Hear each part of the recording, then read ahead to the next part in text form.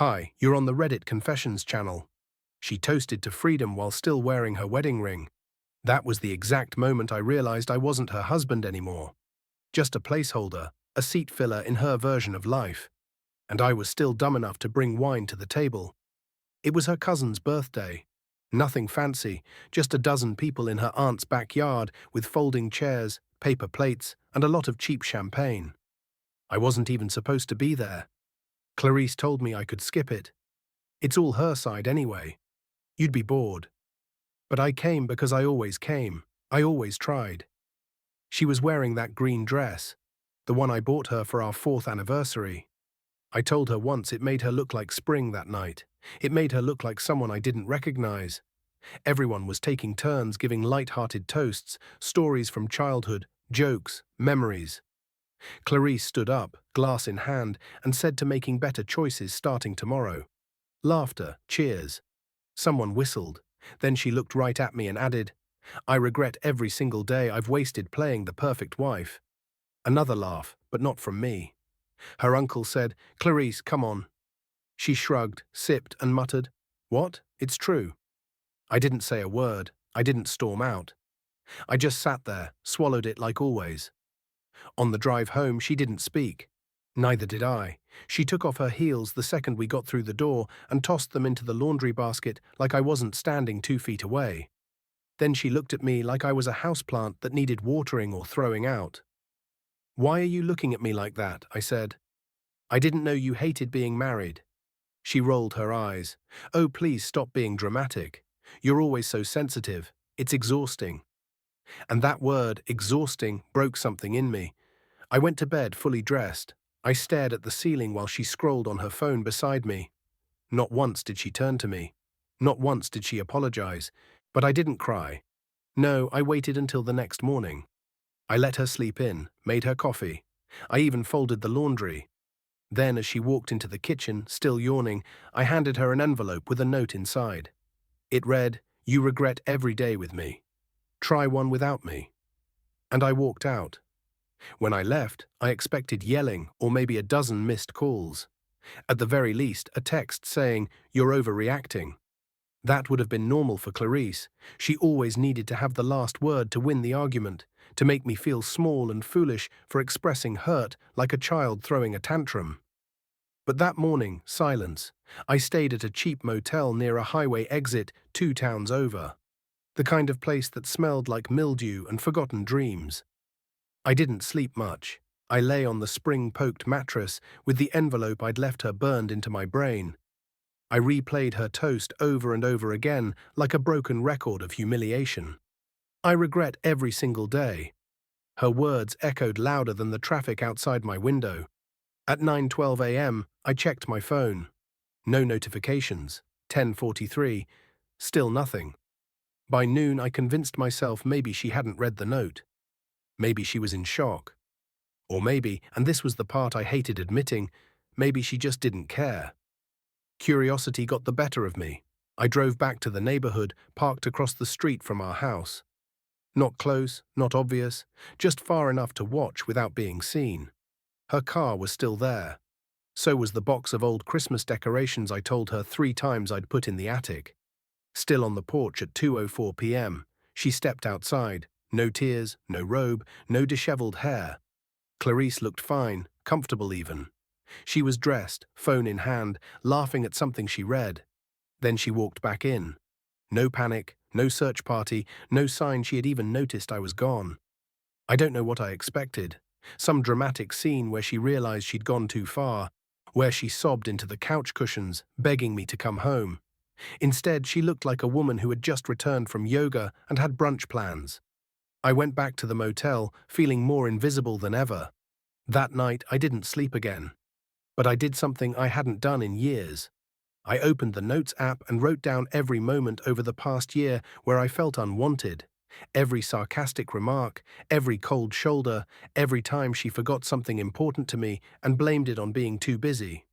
The list was long, but the next morning everything changed. At 6:17 a.m., my phone rang. A known number. I almost didn't answer, but when I did, it wasn't Clarice. It was her boss. And what he said shattered everything I thought I understood about my wife. When I answered the call from the unknown number, I expected some kind of scam or maybe someone who found my wallet. Instead, I got the one voice I never thought would say my name outside of quarterly evaluations. Clarice's boss, Gerald. He cleared his throat like he regretted dialing, then asked, "Are you okay, Mason?" That caught me off guard. I didn't even know he had my number. I said I was fine, which was a lie, and asked why he was calling me. He hesitated, then he said something that twisted my stomach into a knot. She didn't show up for work. She called in sick, but something felt off. I only called because she left her tablet in the office yesterday, and I opened it. I felt my heart start racing. He wasn't just calling to return lost property. He continued slowly, carefully. "Look, I know this crosses lines, but what I saw, it wasn't just work files. It was personal messages, explicit ones with someone named T. A lot of them." I asked him to stop. He didn't. He told me there were videos, not professional ones. And one of them was filmed in our bedroom while I was away visiting my mom 2 months ago. Same sheets, same pillow. I felt like my ribcage was caving in. Gerald swore he didn't watch more than a few seconds. He said he just wanted to give me a heads up because, and I quote, "You always looked like you deserved better than what she said about you." That part stung even more. What she said, how much of my humiliation had spilled beyond our home. After the call, I sat motionless on the edge of the motel bed, staring at the cracked wallpaper. My mind raced. I tried to remember every business trip she said she took, every late night she blamed on meetings. Suddenly, they all blurred together.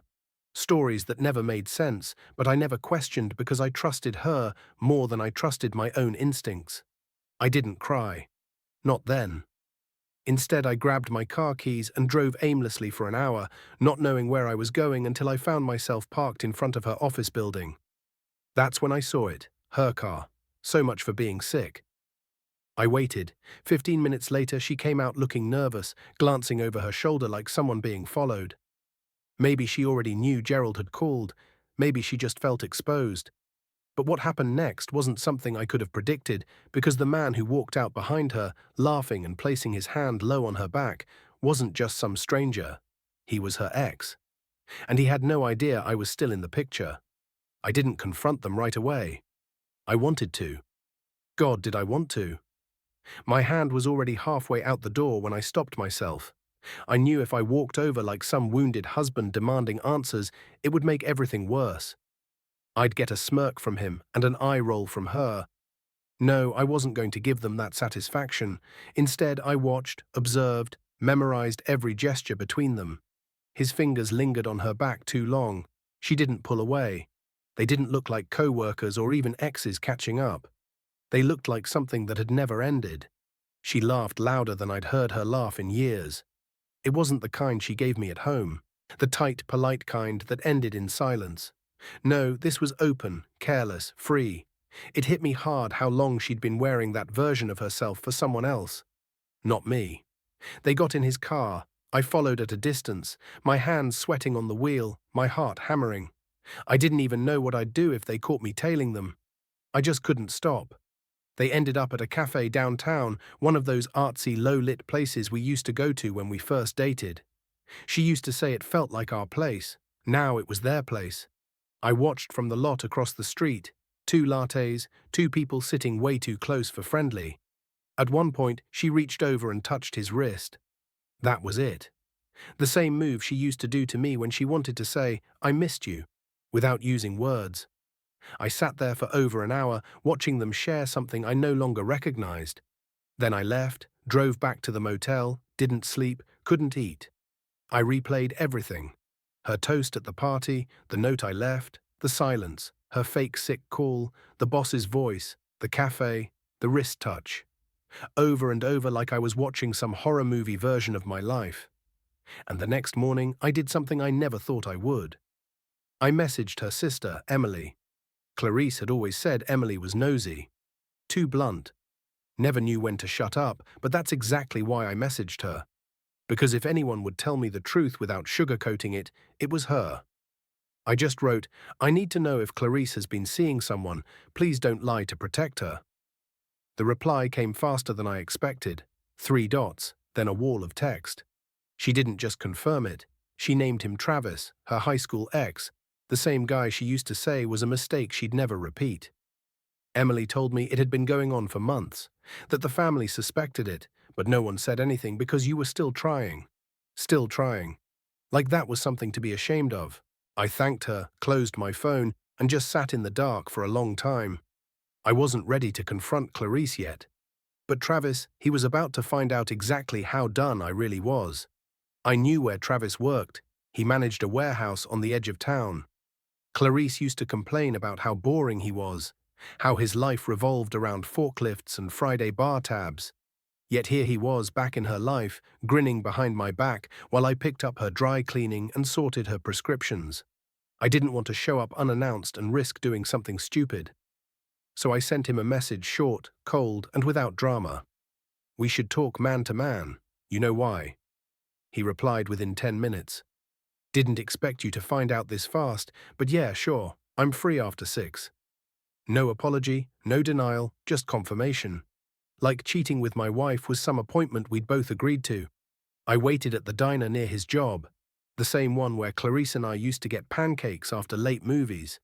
He arrived in his dented pickup, walked in like nothing bothered him, and sat across from me with that smug calm of a guy who thinks he's already won. He didn't even pretend to feel bad. Said Clarice reached out to him, not the other way around. That she started texting him again after some fight you two had last fall. Said she talked about me like I was furniture, always there, always in the way. I asked him if they slept together in my house. He didn't lie, just shrugged and said, "Not like you were using it." Something cracked in me. I stood up. The waitress flinched, thinking it was about to get ugly. But I didn't yell, didn't punch him. I just looked him in the eye and said, "You can keep her, but don't expect to keep what she took from me." Then I left him with the check. Back in my car, I made a call I never thought I'd make. I called my bank, asked to speak to a fraud specialist, because Clarice hadn't just been sleeping around. She had access to our joint accounts, and the moment I said her name, the guy on the line paused and said, "Actually, there was a flagged transaction yesterday, thousands withdrawn, a new account set up. My name nowhere on it." She was planning something fast. I drove back to the house before I could think too hard.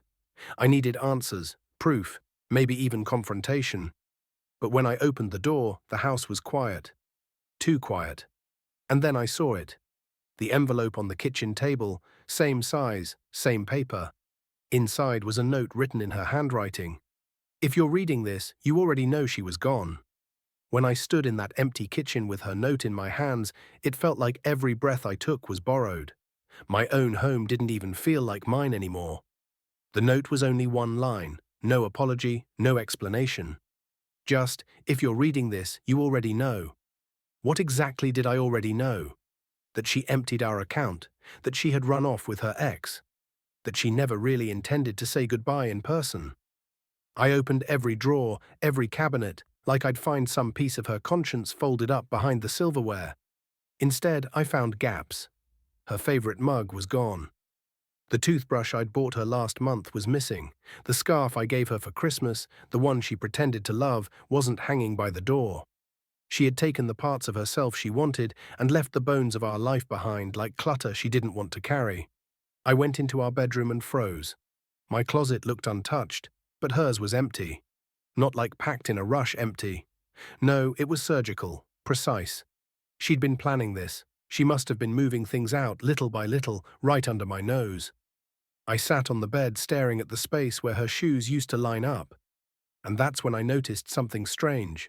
A plastic bag tucked between the mattress and headboard. I pulled it out. Inside were crumpled receipts, printouts, and an envelope addressed to someone named Mrs. Holloway. That's not her name, but my last name, Holloway, was on it. I opened the envelope. Inside was a temporary driver's license from another state issued 2 weeks ago. A new identity, Clarice Holloway. Except it wasn't my Clarice. It had her face but not her full name. She dropped her middle name and replaced it with a fake one. It wasn't just a getaway, it was a reset. That was when it hit me. She hadn't just left me, she had used me. My last name, my resources, my loyalty, all to build a new version of herself. one that didn't include me at all. And worse, she'd already started rewriting the story, positioning herself somewhere new as someone else. The phone rang again, blocked number. I hesitated but picked up. The voice on the other end was a woman I didn't recognize. She said, "I know you don't know me, but I met your wife or ex. I guess she's been staying with my brother, and I thought you should know what she told him." There was a pause. Then she added, "She said you were dangerous, that she had to escape." My heart dropped into a pit I didn't know existed. Now, not only was I abandoned, I was being painted as the villain. That call haunted me more than any fight we'd ever had. The woman on the line, a stranger, said Clarice had been staying at her brother's place, claiming she had escaped an abusive husband. She described me as unhinged, manipulative, the kind of guy who hides behind flowers and fake kindness. That one hit hard. I was the guy who made her tea when she had cramps, who took night shifts when her mum was sick, who never once raised my voice even when she weaponized silence like a knife. I asked the woman her name, Monica. She didn't sound like she was trying to stir trouble. She sounded confused, said Clarice barely talked about the past, but mentioned I controlled everything, that I had locked her out of accounts, tracked her phone, and once threatened to vanish if she didn't behave. None of that was true. None. But it didn't matter because she told the story first. And I knew from experience the first version people hear is usually the one they believe. I hung up shaking. This wasn't just betrayal anymore. This was character assassination. She hadn't just left. She'd rewritten our story, cast herself as the victim and me as the monster. And the worst part, she was getting away with it. I spent that night doing something I never imagined. I gathered every piece of proof I had. Screenshots, bank transfers, texts, voice memos she'd left during good times, ones where she joked about playing the sad wife to get out of commitments, photos of us laughing on days she now claimed were full of fear. I organized it all in a private folder just in case I'd need it to protect myself. At 3:27 a.m., my phone buzzed. It was an email from Clarice. No subject, no greeting, just 3 sentences. "You made me do this. I had to protect myself. Please don't make this harder than it already is." That was it. No details, no apology, no effort to undo the damage. I stared at the screen until the sun came up. That day, I did something I never thought I'd have the stomach for. I contacted a lawyer. Not for divorce. I knew that part was inevitable. But to protect my name, my finances, my future. She wanted to walk away clean, but she wasn't walking away with my life. I had one more thing to do, the hardest part. I had to call her parents because they were next on her list, and I wasn't going to let her poison them too. Calling her parents was the last thing I wanted to do. But after everything Clarice had said, the lies she'd planted like weeds, I couldn't risk staying silent. Her father picked up, gruff, old-fashioned, never liked me much. But the moment I mentioned Clarice's claims, there was a pause, then a deep sigh, the kind that comes from someone who's heard too many half-truths and is tired of pretending they're whole. He said, "She told us you were unstable, that you left her stranded. But we knew something wasn't right. She's been different." Her mum got on the phone next. I expected judgment. Instead, she asked if I was eating. That simple human question broke me more than any of Clarice's betrayals. I told them everything, not out of spite, but because I needed someone, anyone, to see the full picture before she rewrote it completely. A week passed, then another. I filed the legal papers, froze our joint accounts, blocked her number. The silence was different now, not empty, but clean, peaceful. I started sleeping again, cooking for myself, rediscovering the quiet without needing to brace for the next emotional minefield. Then came the letter handwritten from Clarice. She said she regretted how she handled everything, that she'd panicked, that Travis wasn't what she thought, and things had already ended between them. She said, "I didn't deserve what happened." And at the bottom of the page, the part that stayed with me was this: "Maybe you weren't perfect, but you were real, and I missed that." I didn't reply. Forgiveness doesn't always come with an invitation. Some betrayals aren't bridges to cross. They're signs you were walking toward the wrong future all along. Now, months later, I'm not angry, not bitter.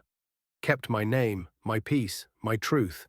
And that's more than she can say. Thanks for watching the full story here on Reddit Confessions. Which moment in this story hit you the hardest? The toast, the X, or the letter at the end? Drop your thoughts in the comments and don't forget to subscribe for more unbelievable real-life stories like this.